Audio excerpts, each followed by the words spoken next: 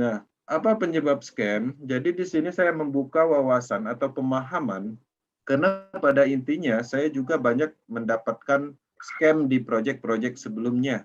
Tapi saya pelajari dan pahami apa penyebabnya. Rata-rata proyek bisnis yang kita kerjakan, bisnisnya berhenti karena faktor ini, server data terpusat. Kalau server datanya terpusat, itu gampang sekali dihack. Kompetitornya dihack, diambil alih datanya, sistemnya berhenti, nggak bisa diakses. Menyalahi aturan sedikit, bisa saja diambil alih sama yurisdikasi tertentu atau kekuasaan tertentu. Pemerintah misalnya bisa, sehingga datanya diambil alih, sistemnya diambil alih, dimatikan, bahkan terkadang development-nya sendiri yang mematikan program itu seolah-olah ada faktor lain yang memang faktor kesengajaan atau perencanaan dari development, ya. Datanya mati, kita tidak bisa akses, kita tidak bisa menyelesaikan bisnis kita, sudah 6 bulan membentuk tim, mempelajari produknya, udah mau dapat uang besar ya bisnisnya berhenti karena server data terpusat. Oke. Kemudian kontrol sistem terpusat. Beberapa kasus yang selama ini kita temukan ada perubahan-perubahan sistem. Misalnya bisnis investasi persentasenya awalnya 1%.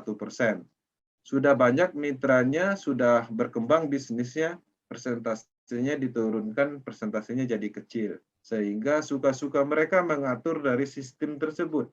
Bahkan anehnya, terkadang itu kita mempunyai bonus dari hasil pengembangan ketika kita cairkan uang nggak jadi uang atau nggak masuk dananya.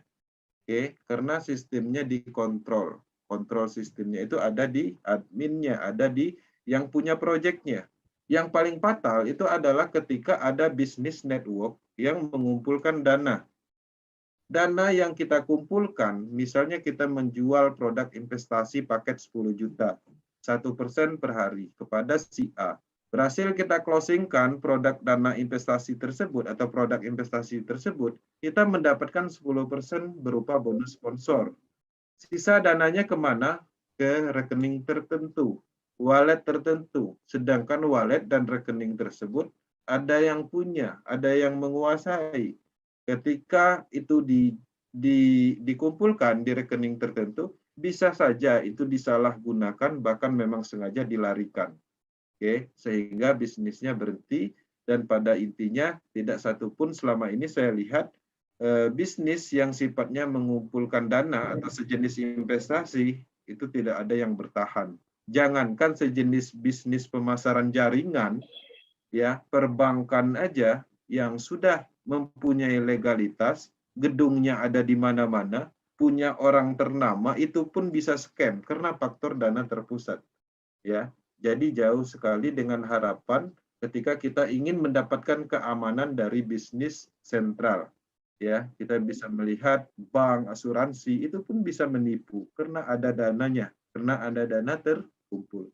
Menariknya, ciri-ciri di atas yang kita temukan selama ini itu tidak ada di Porses dan Pors. Makanya dinyatakan anti scam. Scam adalah artinya dalam bahasa Indonesia penipuan. Jadi bisnis scam itu adalah bisnis yang memang direncanakan untuk menipu. Nah, di sini perencanaannya seperti apa untuk penipuan karena transparansi dan keadilannya penuh. Oke. Kenapa Porses dan Pors tidak bisa scam secara logika teknologinya? Porses menggunakan teknologi desentralisasi application. Desentralisasi application tidak bisa servernya down dan tidak bisa dihack siapapun juga. Karena dia adalah DApps atau desentralisasi application, tidak disimpan di server data terpusat, DApp dan data Pors dan Porses itu berjalan dan disimpan di ratusan ribu komputer non blockchain di seluruh dunia. Kalau satu error, ratusan ribu lain siap backup. Jadi proses ini sebenarnya menggunakan teknologi yang sama, teknologi blockchain pada umumnya, yang dipakai oleh cryptocurrency Bitcoin, BNB, Ethereum, desentralisasi exchange, DeFi project, dan lain-lain, sebenarnya sama secara teknologi. Oke, sehingga memang sudah teruji secara keamanannya. Kemudian kalau kita berbicara kenapa Porses dan Metapors tidak scam secara logika sistemnya, Porses dan Pors itu tanpa beban sistem karena dia bukan binary system atau matahari sistem atau trinary system. Jadi bukan. Kalau teman-teman menyadari ketika mengikuti sistem-sistem binari matahari itu mempunyai unsur yang namanya piramida sistem. Karena pada prinsipnya kita menjalankan sistem tersebut memberikan income atau bonus ke atas.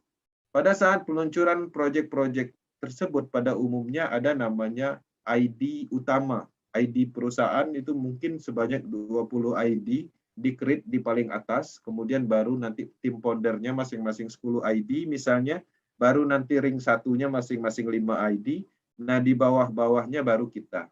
Apa tujuannya mereka membuat ID sebanyak itu di atas pada saat sebelum peluncuran?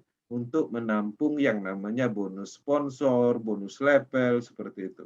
Sehingga semakin besar jaringannya, maka terjadilah yang namanya beban sistem. Ya, artinya di kecil di atas akan besar di bawah, itulah namanya piramida sistem segitiga. Ya, piramida diambil dari gedung yang ada di Mesir sana. Ya, makanya disebut piramida sistem. Nah, bagaimana dengan matriks sistem? Matriks sistem itu kita mempunyai kapasitas membeli matriks sistem dan mempunyai space kosong yang itu adalah hak kita. Kalau kita habis, artinya kita harus membeli ulang. Maka di situ terjadi yang namanya random. Makanya banyak sekali kita melihat di dalam pengembangan proses, ID yang baru bergabung, terkadang itu di bawahnya ada ID yang udah lama banget gabung. Jadi secara logika, orang lama pun memberikan kepada orang baru. Dan itu tidak pernah terjadi di dalam bisnis pemasaran selama ini. Nah, kalau kita melihat pola matriks sistem, artinya jauh yang namanya piramida sistem. Jadi tidak ditemukan pola piramida sistem pada umumnya. Proses ini atau PORS juga itu bukan sejenis plan investasi yang mempunyai ROI atau persentase harian, 1% per hari, 2% per hari, 30% per bulan, enggak seperti itu. Dan tidak ada pengumpulan dana juga. Di sini tidak ada pengumpulan dananya. Jadi ini murni investasi, ini murni adalah bisnis, bukan investasi yang dijadikan bisnis yang selama ini kita ketahui. Jadi teman-teman harap berhati-hati, investasi itu beda dengan bisnis. Jangan investasi menyerupai bisnis. Nah, di sini ini adalah murni bisnis sah, kita melakukan pemasaran produk berupa matriks level. Matriks level itu fungsinya untuk apa? Untuk mendapatkan cryptocurrency, mendapatkan NFT, mendapatkan program staking, untuk masuk akses ke metaverse, banyak sekali gunanya. Ya, seperti itu. Oke.